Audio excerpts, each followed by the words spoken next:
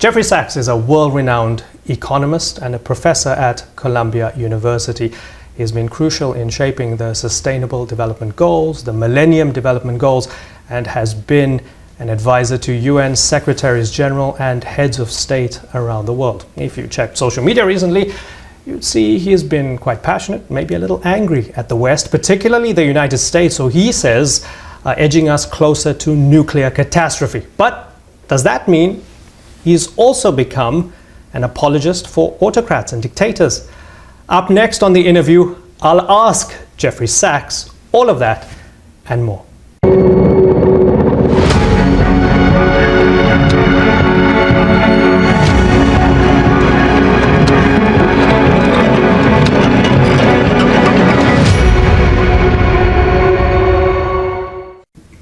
Professor Jeffrey Sachs, thanks for joining us on the interview. Great to be with you. Thank you. Good to be here in your apartment on the Upper West Side. It's lovely. I've been perusing your books on your bookshelf. I noticed quite a few on nuclear war. I see Annie Jacobsen's there over your shoulder, nuclear war, a couple of others. Tell me why it's so urgent for you when it doesn't seem to be urgent for others, particularly those in power.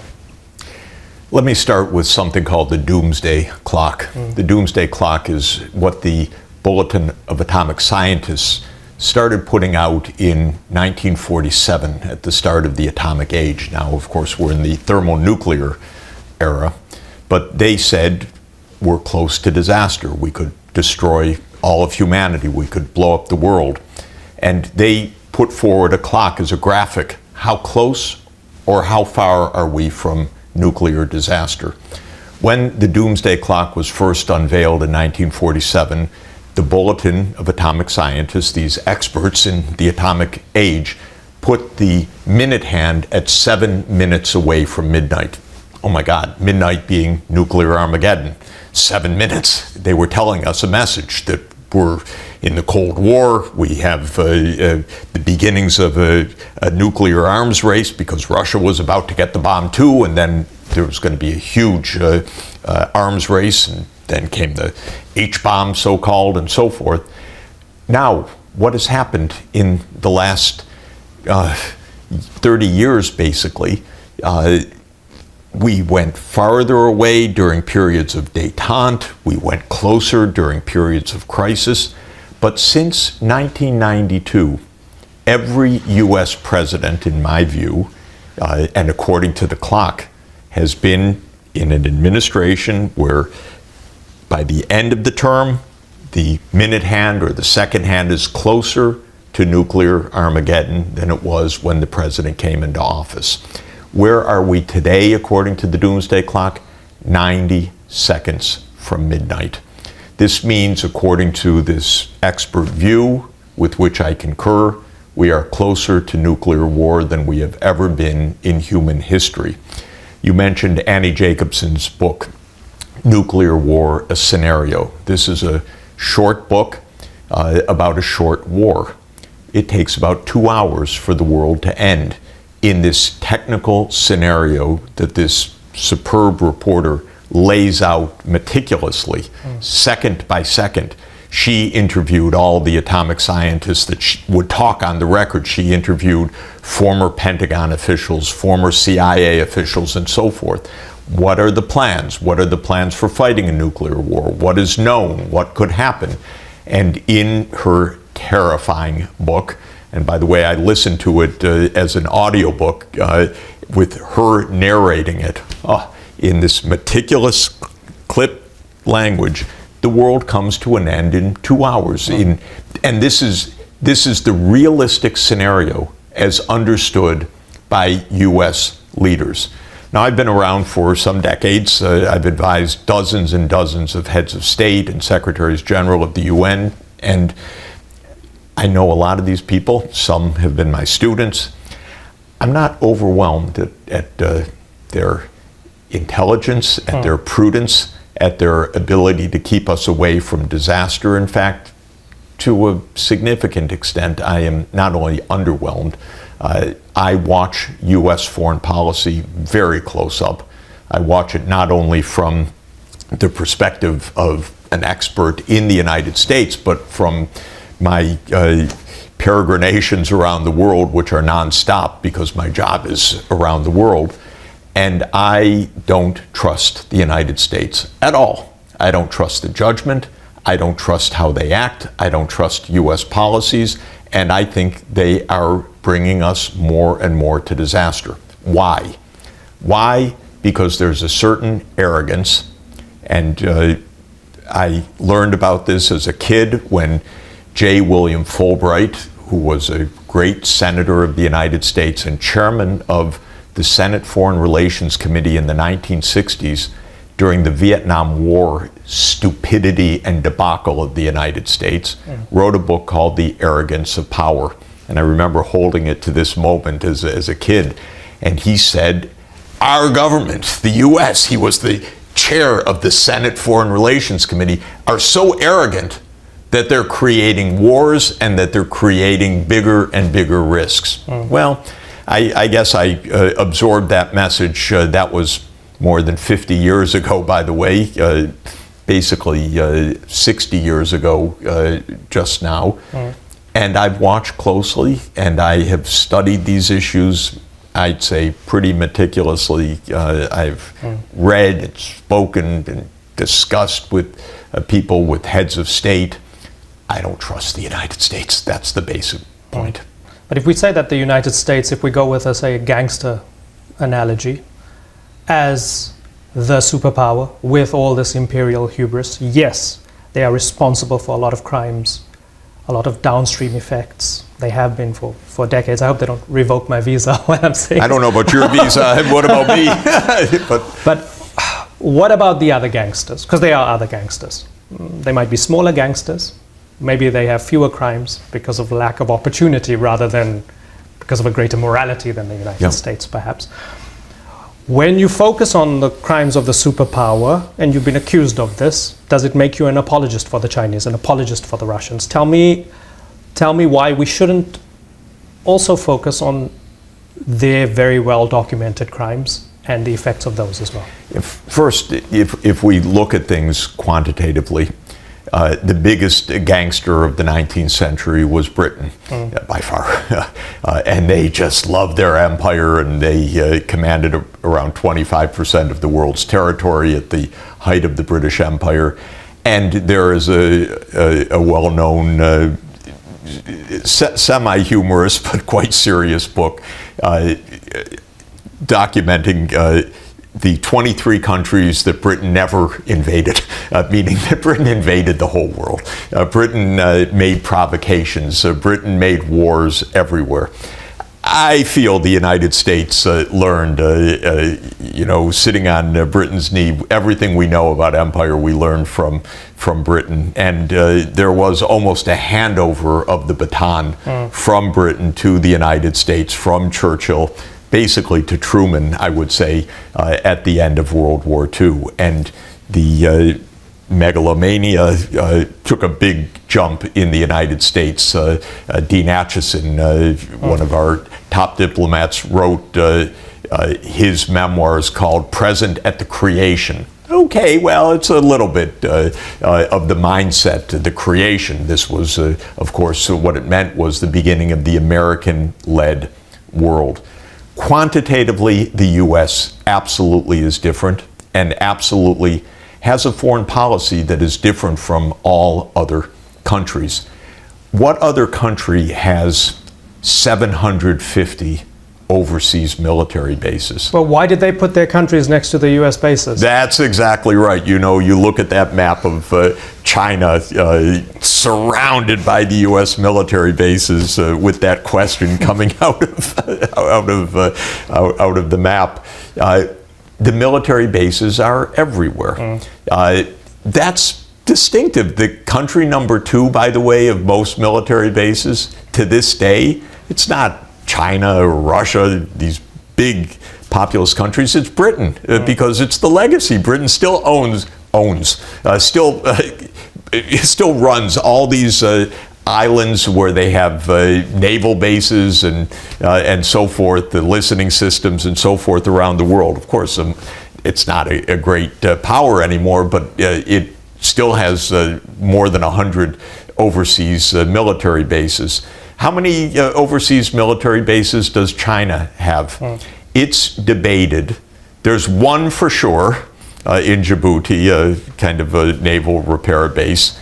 It's argued that maybe there are 2 or 3 or 4, possibly. The U.S. 750. So this is quantitatively something different. Then the U.S. exercises its power in a unique way. Covert regime change. Covert regime change, basically CIA operations. The CIA was created in 1947. There's an excellent book by a scholar named Lindsay O'Rourke at Boston College, 2017. She's a student of our great political scientist John Mearsheimer, and she counts 64 covert regime change operations between 1947 and 1989. She stops at the end of the purported end of the Cold War. We now know it never ended, but she stops in 1989 because she says, I can get the documentary record till then. I happen to know firsthand many others, and we know of many others since then. What other country does that at this scale? It's unbelievable. But can't two things be true at the same time? So we can say that the CIA helped overthrow the Shah, for example, in Iran, but that doesn't mean... But by the way, one thing that's interesting, if I could just say about it, these are covert regime change operations. A little weird. Of course, the regime change is obvious. Of course, the moment it happens, everyone says the United States. So what's covert about it? What's covert about it is the United States said, no, we didn't do it. Yeah, no responsibility. We didn't do it. And then everyone looks around to, well, we pretty sure you did it, but we can't say you did it. We can't prove you did it. Or even if you can prove you did it, we better not say you did it. So there's nothing really covert about it. Sometimes it's so absurd. It's so tragic. I'll give you an example. There was a president of Haiti that I liked. Aristide. He said to me in 2001, as I was in his office in Port-au-Prince, Haiti, Jeff, they're going to get me. I'm always a little naive. I said, no, Mr. President, they're not going to get you, and I'm going to help you, and everything's going to be fine. And then in 2002, 2003, you wash the Bush administration. No IMF loans for Haiti. No World Bank loans for Haiti. Turn off the Inter-American Development Bank. This is the way you start tightening. Add sanctions, squeeze the finances. Then the economy's cratering, but he stays in power. He's got a strong base, political base. One day, literally, the U.S. ambassador walks to his house and says, I need to save your life because otherwise your life is at risk. There's an insurrection underway, so come with me. And they guide him to an unmarked plane, no tail markings, and they put him in the plane, and 23 hours later he's in the Central African Republic. Okay, there's a coup in broad daylight, and I called the New York Times reporter, and I said, could you cover this? The U.S. just overthrew the Haitian government. The reporter on the beat said, Jeff, my editor's not interested in it. So this is a game, and it's a very, very serious game, and it's getting us closer and closer to annihilation. Because Haiti is one thing, Ukraine is another thing. Right. In Ukraine, we know in late January 2014, you have Victoria Nuland, now my colleague at Columbia University, on the phone with the U.S. ambassador to Ukraine, Jeffrey Sachs, who is still a senior State Department official. Okay, who's the new government gonna be? Yeah, maybe Klitsch. No, not Klitsch. He should stay out. I think Yatsenuk, he's the guy. They discuss who they're going to put in for the new government. And on February 22nd, a few weeks later, it's Yatsenuk. He becomes the new prime minister. The U.S. is part of yet another coup. Is this, and by the way, that's the start of the Ukraine war. That's literally the start of the Ukraine True. war. The And war didn't start in Yep. February 2022. It started in 2014. But there's still thousands of Ukrainians who say we had very legitimate reasons to go to Maidan against Yanukovych. We were there because we didn't like our guy. That's correct. So the point being that two things could be true at the same time, right? Yeah, but my view is that the United States should have nothing to do Right. with overthrowing another government, period. And if you're overthrowing another government because you have a plan to put your military in that country, which is the U.S. plan since 1994, it raises the Right. stakes a little more. And if you're putting in the military base next to the other nuclear superpower, you might say, not the best idea. Right. If you do that, knowing, as I do, how many senior diplomats told the politicians, don't do that. Don't do that. This could be disaster. This could lead to war. And not just run-of-the-mill people. I'm talking about George Kennan saying this in 1997, in 1998, that this could be the most consequential disaster. Jack Matlock, who was U.S. ambassador to the Soviet Union. Bill Perry, who was Bill Clinton's Secretary of Defense. I know these people. And they know, do not overthrow a Ukrainian government so that you can move NATO forward and expect you're going to have a good outcome. So that's why I say I don't trust the Americans. Right. No, and that's very clear. I want to come back to this through Netanyahu and Israel. Okay. Do you want him to face accountability for the crimes in Gaza, the bombing, the slaughter of thousands of people? Of course. And it is brave and right of the International Right. Criminal Court to have indicted him. Absolutely. And do you see him as an extension of U.S. policy in the region? No. I see the U.S. as an extension of Netanyahu policy. You're lucky you're Jewish. They'd call you an anti-Semite. Well, they can call me anything they want, but I can tell you the truth. Okay. And I'll tell you the truth, by the way. Go ahead. The truth is that Netanyahu said in 1996, in a book which I recently reread called Fighting Terrorism, he laid out the whole plan. And this is, by the way, quite interesting. It's just advice to any listeners. Usually when there are terrible plans, they don't hide them. Hitler wrote Mein Kampf. And I'm not meaning to make simplistic comparisons. I'm just making the point that people say what they're going to do. Right. And in a different sphere, and again, please don't misunderstand, because every time you say one, then it's a kerfuffle that people misunderstand.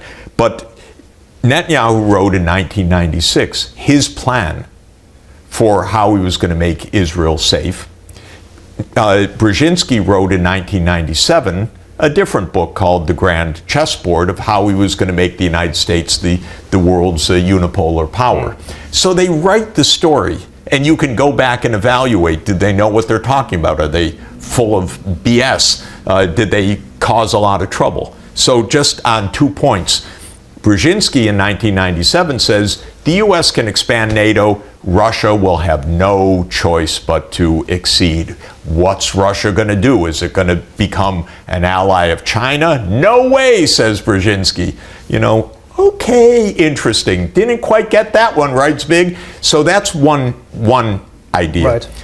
Netanyahu has a different idea, and it's coherent, but it's kind of madness. His idea is, we captured the Palestinian lands in 1967, and we're never going to give them back. There are really two schools of thought in Israel of the extremists. I don't think Netanyahu, I don't know what his religious views are. Actually, I don't care. But anyway, he says, I'm not going to give it back because it would be unsafe for Israel to give it back. So we're just going to rule over the Palestinians. There's a second take which says we're not going to give it back because God in the year 700 BC or in the year 1000 BC, but written in a book, the book of Joshua in the year 700 BC, told us it's ours. And there are people that absolutely believe that as well. Both of them are now in an alliance in this most extremist Israeli government. But going back to 1996, Netanyahu spells out very clearly the following story. He says, we're going to keep the land. There will be resistance. Hamas, Hezbollah, other militant resistance. What will we do about it? You can't really fight the terrorists, he says. You have to fight the states that back the terrorists. And Iran is the central one in his mind. But interestingly for Netanyahu, he lays out one by one, yes, of course, Iran is the central one in his mind, but so too is Iraq under Saddam. He supported Hamas. Right. So too is Bashar al-Assad in Syria. So too is Somalia. So too is Muammar Gaddafi in Libya. So too is the government in Sudan. So you see one by one. So too in Lebanon. Right. You know, he laid it out, and he at various times listed the countries. And one list that showed up in the Pentagon just after 9/11 was 7 countries: Iran, Iraq, Lebanon, Syria, Somalia, Sudan, and Libya. And you know what the plan was? 7 wars in 5 years. And is this the U.S. using Israel? No, no, no. This is Israel using the U.S. as if our military is in their hands, which in effect it is. You take Wolfowitz and you take Feith and you take these neocons and you take Netanyahu. They game planned the whole thing out. Well, I regard Netanyahu as having been our greatest disastrous president of the 21st century because he ran American foreign policy for 20 years and he cost us trillions of dollars. And where is the Middle East today? War in Syria, war in Lebanon, war in Palestine, unrest in Iraq, the war in Yemen, chaos in Sudan, chaos in Somalia, chaos in Libya. Great job, Bibi. You did a terrific job. So this is, to my mind, what this is all about. These people have ideas. These ideas are absolutely dangerous. And we're running out of time, so I want to keep this brief. But you're not willing to accept Netanyahu's justification for what he's doing in Gaza. You're not willing to accept that he's fighting Hamas and he's fighting terrorism. By the way, what I believe in since Resolution 242 in the fall of 1967 is a state of Palestine living aside a state of Israel. So you want a two-state solution. Yeah. You're not willing to take Netanyahu's justifications for massacres and war crimes, possibly even genocide. Why does it seem as if you're willing to take the justifications of Putin vis-a-vis Ukraine?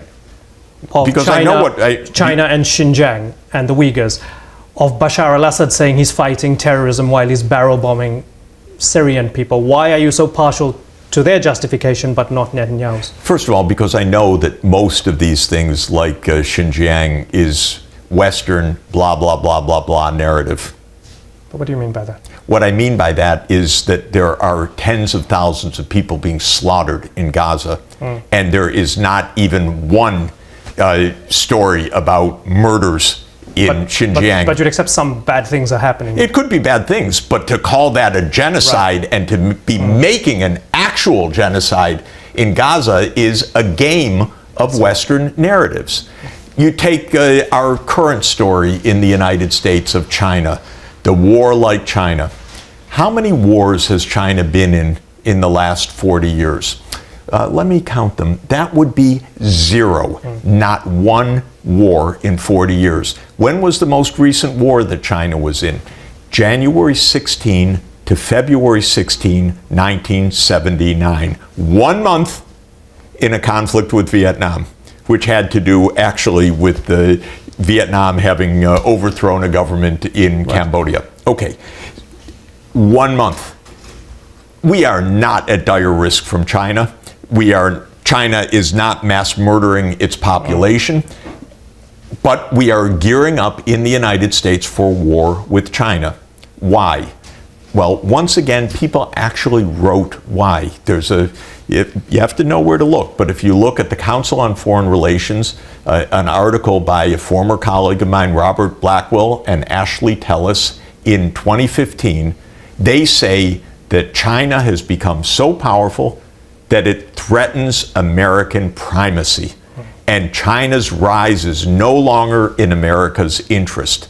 And so you watch this mentality in the US go into effect. Suddenly, because China's economically successful, they're not just economically successful, they're the enemy. Right. So everything becomes rhetoric. In the case of Ukraine, which I have followed from 1990 as advisor not only to Mikhail Gorbachev and advisor to Yeltsin, but also advisor to President Leonid Kuchma of Ukraine. I was advising the Ukrainian government in 1994. I'm not against Ukraine in any way.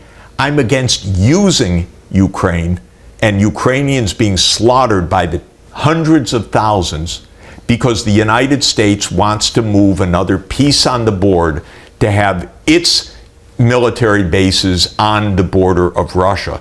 And why, by the way? Because again, there's a whole telltale line of reasoning. Just like the Soviet Union broke up, we can induce Russia to break up along ethnic lines. This is a meme of Washington. These people are out of their minds to be provoking us towards nuclear war this way. Professor Jeffrey Sachs, we didn't even get to talk about the world economy. Maybe next time. I hope we can sometime. Thank you so much for joining us. Thanks a lot. Much appreciated.